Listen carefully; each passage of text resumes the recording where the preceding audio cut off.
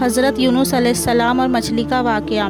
حضرت یونس علیہ السلام اللہ کے نبی تھے۔ اللہ تعالیٰ نے آپ کو قوم نینوا جو آج عراق میں واقع ہے اس کی طرف نبی بنا کر بھیجا۔ آپ اپنی قوم کو اللہ کی طرف بلاتے رہے اور انہیں گناہوں سے توبہ کرنے کا پیغام دیتے رہے، لیکن وہ لوگ باز نہ آئے اور آپ کی بات نہ مانی۔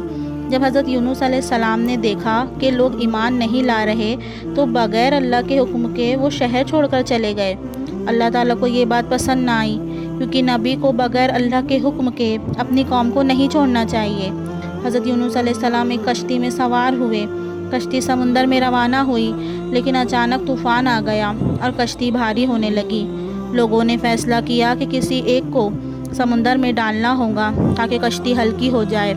قراندازی ہوئی اور قراندازی میں حضرت یونس علیہ السلام کا نام نکلا۔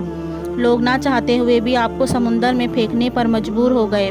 جب حضرت یونس علیہ السلام کو سمندر میں ڈالا گیا تو اللہ تعالیٰ کے حکم سے ایک بڑی مچھلی آئی اور انہیں نگل گئی، مگر اللہ نے مچھلی کو حکم دیا کہ انہیں نقصان نہ پہنچائے۔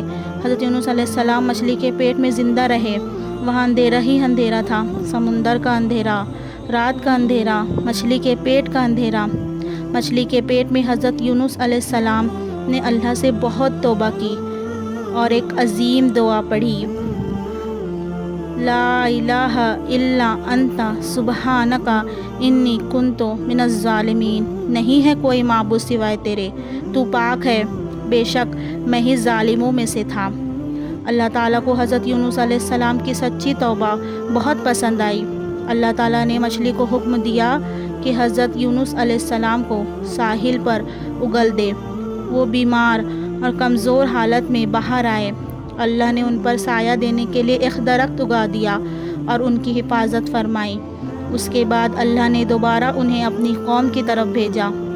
اس بار ان کی قوم نے ان پر ایمان لا لیا اور اللہ تعالیٰ نے سب کو معاف فرما دیا۔ توبہ کا دروازہ ہمیشہ کھلا ہے۔